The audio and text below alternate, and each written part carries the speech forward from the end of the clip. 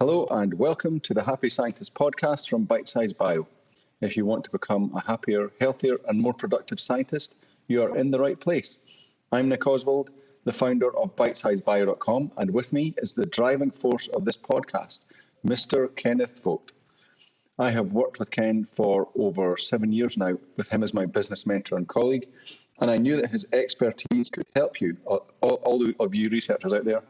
And in these sessions, we'll hear mostly from Ken on principles that will help shape you for a happier and more successful career. Along the way, I'll pitch in with points from my personal experience as a scientist and from working with Ken. And today, we will be talking about how affirmations don't work and how to fix it. But before we start, remember that in episodes 1 to 9 of this podcast, we talk about the foundational principles of human needs, core mindsets, and charisma factors, which we will be referring to in this and all future episodes. So, if you haven't done so already, please go back at some point and listen to episodes 1 to 9 to get an understanding of these life-changing concepts. So, affirmations don't work, Ken. Tell us about it. Okay. Now, when we say affirmations don't work, the implication here is that positive affirmations don't work.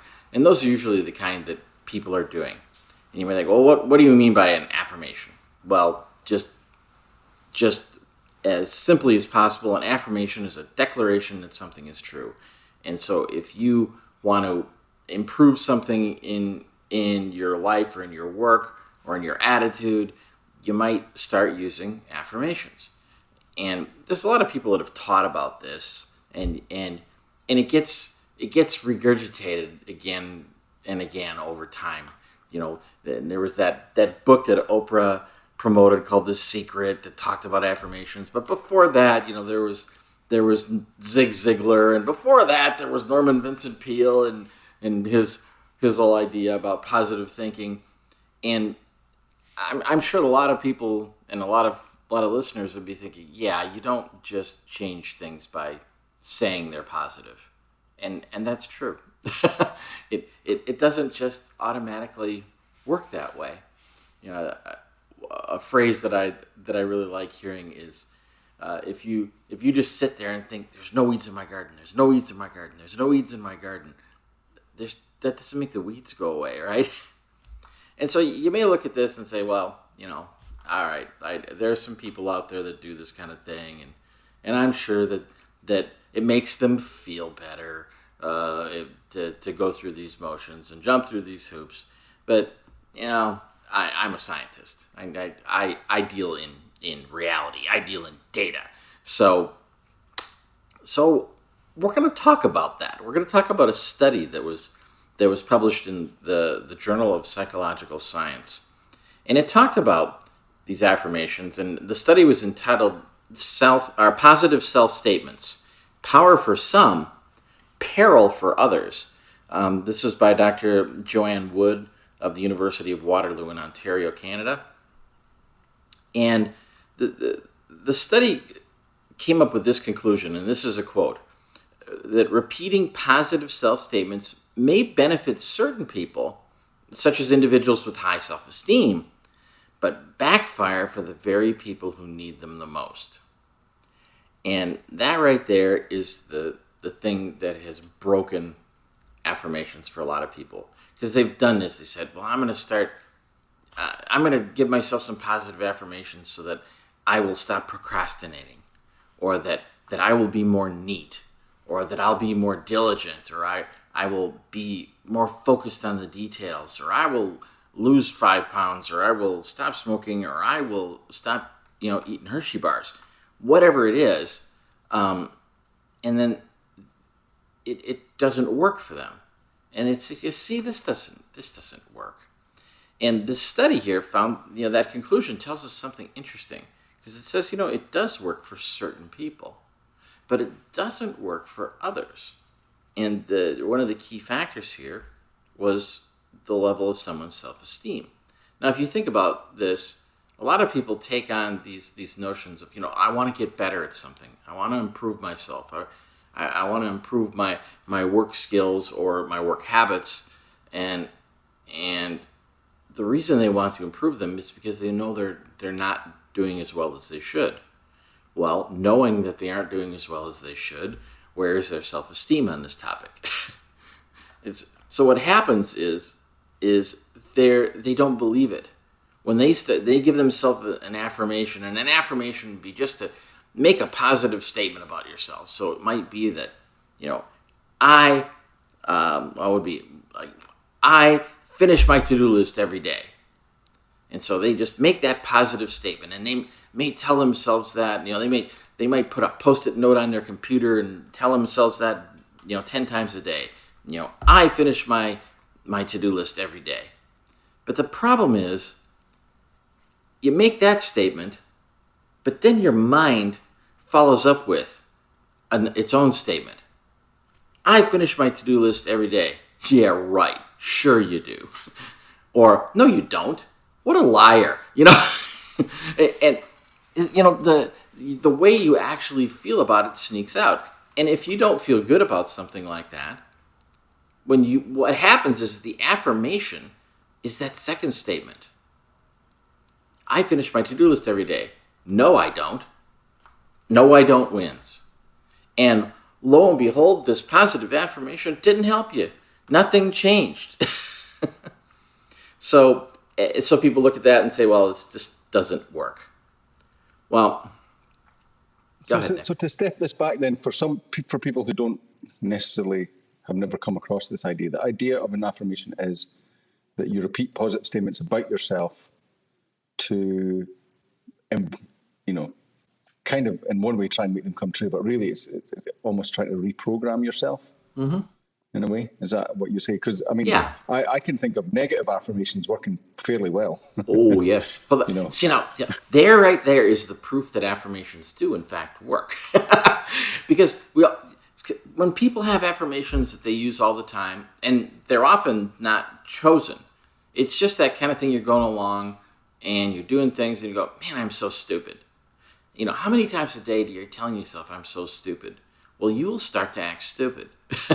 You don't become stupid, but you act it. Right.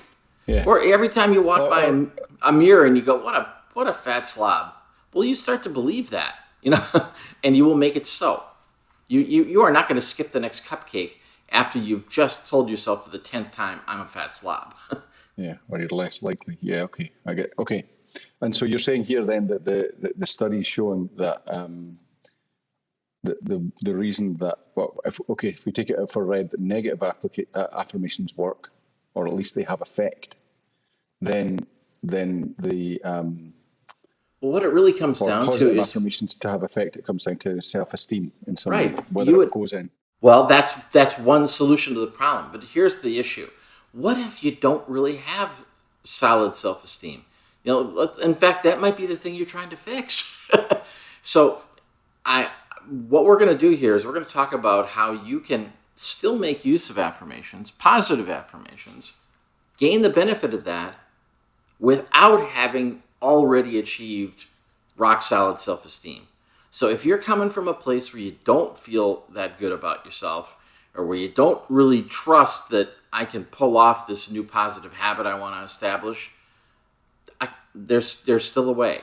There's still a way that you can do this and get positive benefits from it and take it forward.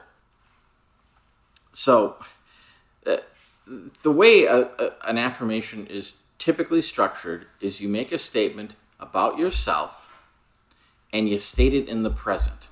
So in other words, you don't say, I'm going to weigh, 180 pounds when you weigh 200. Because that's in the future. I'm going to. No. You don't say, I'm going to work on weighing 180 pounds because, well, congratulations, you've already achieved that just by saying it. It's not making you 180 pounds, but you're working on it. So, the problem is then you don't get anywhere because all you need to make is the most tiny incremental advance and you've achieved it. So it has to be about you. It can't be something, the house is clean. It's like, no, it's got to be, I clean the house. I get the house clean before I leave every morning. A statement like that. Now, in some cases, you're gonna look at each of those pieces and go, I? yeah, I would never do that. My spouse is gonna clean it up after me because I never get it done. Or clean, well, that's all kind of relative. How clean is clean, actually? So you will know where you are trying to weasel your way out of it, and then you'll also know if you're not talking in the present tense. But the problem is when Okay. you go So, ahead. so, so, but if we make a distinction here, then in the beginning you talked about that, standing in the garden and saying, "My garden doesn't have any weeds in it," doesn't make it come true. But that's a completely different thing from "I weed my garden." Yes, You're talking about an effect on your behavior rather than just magically making something happen, which I think that, you mentioned some people in the beginning, Oprah and co, who seem to think that, or like it kind of tends towards this being some sort of magical thing right, rather than a behavioral sort of tool. exactly. So and two, we have to be careful about even something like that. Say, I weed my garden. Well, you could go out there and pull one weed, and you have accomplished your affirmation, but it doesn't make your garden Okay, weed yeah, yeah. free. So I weed my garden until it's free of weeds is what is, would be better. But again, this is the classical approach to this. The the the thing that still stops you at the end of the day is even if you say that affirmation 20 times a day, if each time you're following up with "No, I don't," "No, I won't," "No, it doesn't," then it breaks the model. So the question is, how do I get out of that mode? Because if I say something and I know it's a false statement, I can't just lie to myself and just tell myself that, oh, I get up and I run 5 miles every morning. Yeah, but I don't. So, so what do I do about that? Well, you have to back up and think about how do I say something to myself that I can believe, something that I won't deny is true, and thereby improve the quality of that affirmation.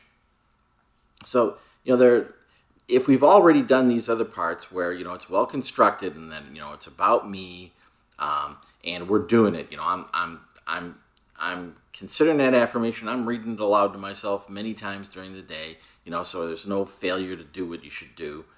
How do I make myself believe it?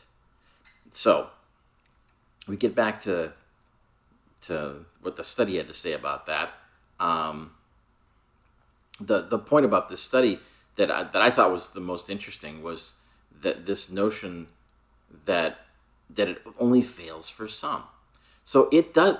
Affirmations do work, but they don't work for everybody, and they don't really talk about why in the study, and that's what we're talking about now.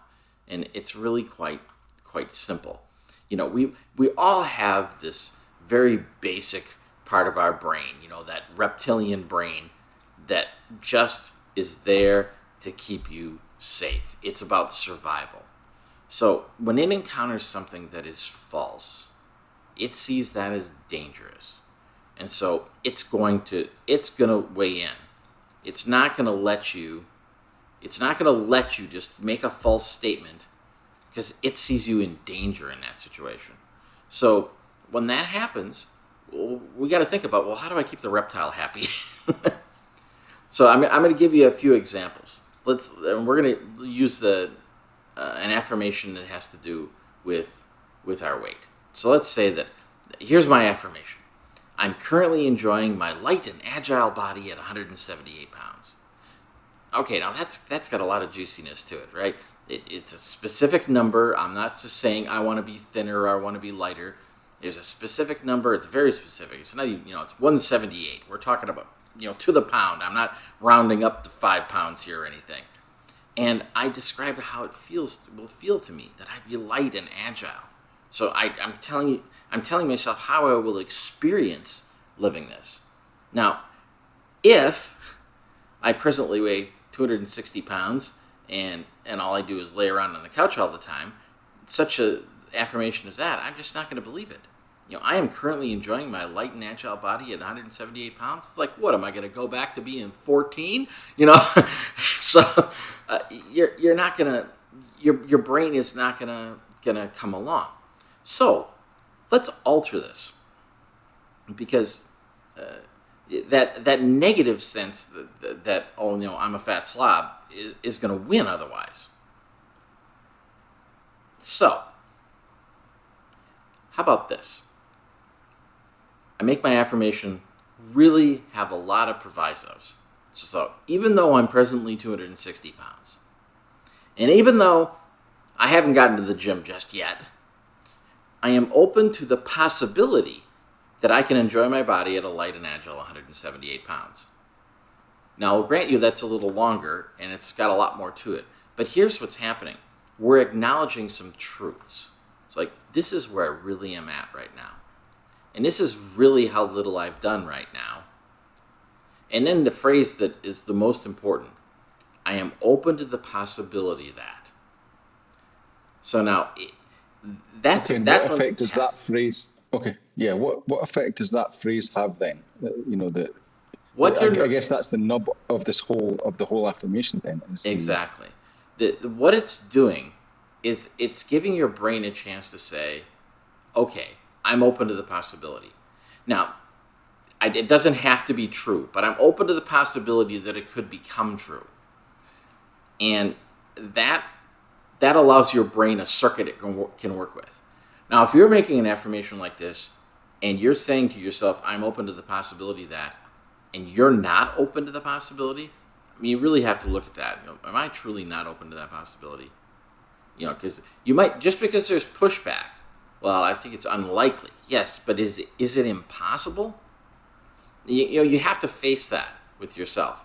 And when it's the things that are the most in the way in our lives, in our careers, those are the ones that you really have to challenge. You really have to stand up to them and go, all right, am I claiming it is absolutely impossible? I am the one human being on the planet that can never lose weight. I'm the one who can never stop procrastinating. I am the one that will never do all the reading they should do, will never finish that paper, will never, properly clean their work area. Am I really that person? That it's impossible? So what's that? You're so special. Yeah, well, and yeah. Now this is the reverse egotism about this. Sometimes we think, oh no, I'm looking down on myself. I'm saying I'm weak and all that. It's like, no, you're describing yourself as this unique, beautiful specimen of a snowflake. That it's actually arrogant to have low self-esteem. Now, and I realize that could be a real blow to somebody if you don't feel good about yourself. But please understand, I'm saying this with as much kindness and love as I possibly can. If you are falling into that pattern where you keep telling yourself you are less than others and less than you can be, then that actually is some arrogance. That is some pride, saying that this is who I am. I know who I am. And I'm going to stay this way, and nobody's going to make me change. Now, when you're saying pride there, you're meaning that in a kind of negative way? Yeah, I mean, pridefulness as opposed to positive self-esteem. Taking pride in your work and doing good quality work and doing it in a timely fashion, there's nothing bad about that. This is one of the limitations of communication. We use words, and sometimes we literally use them for multiple and opposite meanings. And pride is one of those words, unfortunately. So if we go back to this and say, look, I really, really care about this. I really, really do want to lose some weight. And okay, that affirmation is kind of long, but I'm willing. I'm willing to go through that whole thing. Even though I'm presently 260 pounds, and even though I haven't gotten to the gym just yet, I'm open to the possibility that I can enjoy my body at a light and agile 178 pounds. Now, after you've done that for a while, it's going to start to feel like, I don't need all that. You'll be able to dial it back a little. And at that point, you'll say, I don't need to comment on my present weight. Even though I have only just now started going to the gym, I'm open to the possibility that I can enjoy my body at a light and agile 178 pounds. And that'll feel good for a while. And then you'll realize, what, I can dial that back, and all I have to do now is I'm open to the possibility that I can enjoy my body at an agile at a light and agile 178 pounds. And then the day will come, sooner than you might think, where you can just go straight to, I am a light and agile 178 pounds. And even when you're not there yet, but you can see it's coming, you can tell it's going to happen. But the key to that is that you believe that that's what's happening, or that's the road you're on, and so you're more likely to then carry out the behaviours that will get you there. Exactly. And no one's telling you to change your beliefs here. Your beliefs will change, but you stick with the affirmation that works within your present belief. And only after your beliefs start to shift do you shift your affirmation. The beliefs come first, they are in charge. So there's nothing magic happening here, and there's nothing, but it's actually quite subtle, because you're talking about there's two extremes. There's one, I'm a fat slob, keep giving yourself that negative affirmation, and you're never going to get there. Yes. But if you go straight to the positive, then there's a high chance. I weigh 180 pounds when you clearly don't. There's a chance that unless you have the kind of psyche that can latch onto that and just go with the idea and not keep, well, no, that's ridiculous, I don't wear that, you're a fat slob. Basically, get back to the negative affirmation. Yeah. And in the middle, what you're talking about is concocting something that your brain can go, yeah, okay, I could see how that could happen, and so that then you start to feel like you're moving towards it. You feel the sort of what that would feel like. You feel the benefit. So then you go, well, why should I eat that cake? Because I realize what it could feel like if I was lighter, for example. Right. And so you make it. Is that in a nutshell? Yes. And you'll notice too that even with the baseline affirmation that I constructed for this, which was, I'm currently enjoying my light and agile weight at 178 pounds. I added some emotion in there. I didn't just say, I am a light and agile 178 pounds. I'm saying I currently am enjoying it. So, find the thing there. Something where you can add the emotion component. And it's just adding the component here. I'm not saying that the emotion is more important than the physical reality. I'm just saying it's a factor. We're humans, and emotions are part of our makeup. And although some of us do try to suppress that, and some of us see emotions as a weakness, emotions are actually very powerful and very useful, and have a great deal to do with the success of the human race. So, you don't want to cut yourself off from the power of that. Okay, and so the reason that the emotion works is that what you're basically trying to do is give yourself a constant insight into what that would feel like if you took the right action. Right. And the emotion kind of underlines that. Right, highlights, exactly. Helps you to feel it. Yeah, okay. Yeah, so imagine that too. Makes you feel it, yeah. Yeah, you're learning something here. And you can have a feeling about something even before it happens. So even though I don't yet weigh 178 pounds, I feel like I understand what it will be like. I got some insight into it. And that's what we're doing here. You're just short-circuiting some things so that you don't accidentally short-circuit things to the negative. So for me, an analogy would be there, because it's so easy to start getting tripped up in it. But that's, I don't weigh 180 pounds, so why am I saying that? But if you flip it to another analogy of, say, you're on the start line of a marathon, if you tell yourself, I'm never going to make it, and you keep telling yourself that, then you'll never start. If you just tell yourself, oh, well, I finished already, then your body's going to disagree pretty quickly. But if you keep kind of almost like projecting yourself that, okay, this is what's going to be like when I finish, then that's going to drive you forward. I'm looking forward to finishing this race upright. Yeah. Yeah. And really, the only reason that you're on a marathon is because you're looking forward to finishing. Point taken. But here's the thing. You can apply this anywhere, and this doesn't have to be about losing weight. This can be very much about your work, and you can look at your own working life and say, where are the weak spots? What are the things that successful people are doing that I'm not doing that I really need to install. Yeah. And it might be I need to read more, or I need to take more breaks because maybe I'm working myself into the ground. And for another person, it might be I need to stop taking so many breaks. you know, but it depends on you. Yeah. You gotta see yourself as you truly are, and don't be down on yourself. You're gonna find holes. You're gonna find flaws. You're gonna find weaknesses. You're gonna find things you don't do as well as some other people. Well, that's just the reality of things. It's always the reality of things. You're not the best at everything. Nobody is. So once you've uncovered something and you feel it's important and it's something you want to have, well, now you can look into this. How do I construct an affirmation that'll help me with this? And keep this relatively simple. That is, I'm going to have 30 affirmations. Like, you won't be able to keep it straight. Pick out one or two or three maybe that you can look at during the day, and you'd be surprised how fast you can just install new habits this way.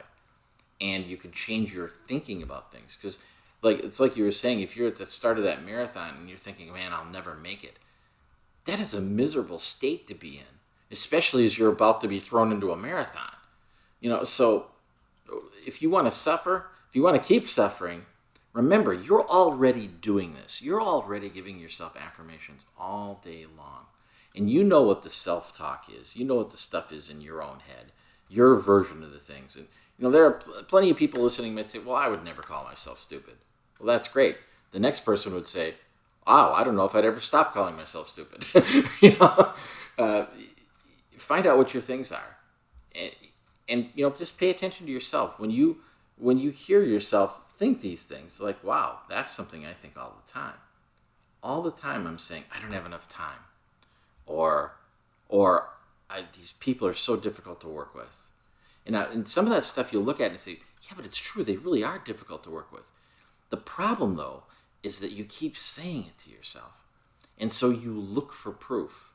And you keep reaffirming it and you establish it.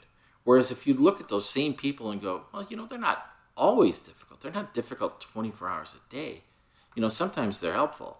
Sometimes they're hardworking too. If you start looking for what's the opposite of this thing that I really don't like, you'll see it.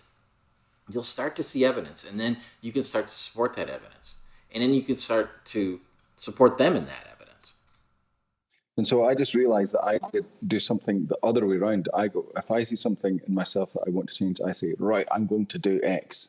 And, kind of a positive affirmation, kind of an aggressive one. And, but then I go, well, I'm not doing it. So obviously this can't happen, over time, I'll compare it to, am I making progress? And if I'm not, then I'll use that to talk myself out of an ability to do it. And you got to be careful with that. I'm going to do, because again, you've already succeeded just by taking a tiny step. And I mean, isn't that a good thing to succeed? Well, no, because it doesn't get you the end game, what you're really after. All you're doing is you're successfully tricking yourself that you've been successful. Yeah. The thing about this too is that you will find that, affirmations are often a very personal thing. It's about something internal to yourself. But your affirmations will reach out and touch other people. And then sometimes you will find that to get your affirmation to come true, you're going to have to support other people. So, like, for instance, if you're constantly telling yourself, everybody I work with is terribly difficult, you want to change that. Well, the first thing you have to change is your attitude about it, and that's where we're looking for positive things. I see the good things that other people are doing around me. It would be a good affirmation for that. And then when you do, well, now you need to speak them out loud. It's like, oh, hey, Bob, I appreciate you putting that away. Or, hey, Sally, I appreciate you, handling that task already. If you start telling people that they're not a problem, they'll stop being a problem. You can have influence over them too. So it's not just influencing yourself to have a better experience. You're also creating a better environment. And often those kind of spirals are upward spirals. Because if you have a group of people, if you have a group of people that are we all talked improving, about that there's a positive tendency that everybody else wants to improve too, because that's how this group works. So you could take a bunch of broken people and all of a sudden turn them into a well-oiled machine. And why not? Why not make that effort? It all feeds back into that kind of, the core human needs we talked about in I don't know, was it episode 3 to 6 or so? You're talking about you create, what was it, the love and you require love and connection with people, but the more you give out to them, the more you get back. Yeah, exactly. The more, so let me finish it off with this. So even though you've failed at affirmations in the past, and even though others seem to get better results than you do, you are open to the possibility that properly executed affirmations can help you make any change your heart desires. See what I did there? That's a good one. That's a good It one. will be in the show notes, and there will be a link to the study too. So if you want to dig into it a little deeper, it's a pretty fascinating idea. But I believe that's a wrap for this episode. Okay, well, that was a short but sweet episode. But I think that was very, has a lot of meat in it. But it's something you have to kind of sit with and let sink in, because I've never really got that idea of affirmations, because I just kind of dismissed it as, you're telling yourself a lie. But actually, what you've just described there is quite subtle, and all you're doing is making an opening for yourself. And I think that's that's a really powerful way to look at that. So there you go. All right. Yet another tool from Kenneth Vaught. Thank you very much. Thank you. Okay, thanks, Ken. So before I go, just to remind you that you can dive back into the core mindsets and the other areas that we talk about, charisma factors and human needs, in episodes 1 to 9. So the kind of fundamentals, much more dense episodes than this, but I think you'll get a lot out of them if you enjoyed this. And also an invitation to join us at the Happy Scientist Club on Facebook. That's facebook.com/The Happy Scientist Club, all one word. And in there, we will be developing a community where we'll discuss this sort of the ideas in this podcast, and maybe give some different ways to look at it and some exercises and so on that you will find useful.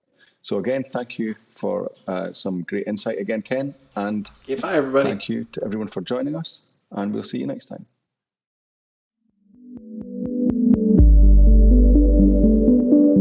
The Happy Scientist is brought to you by Bitesize Bio, your mentor in the lab.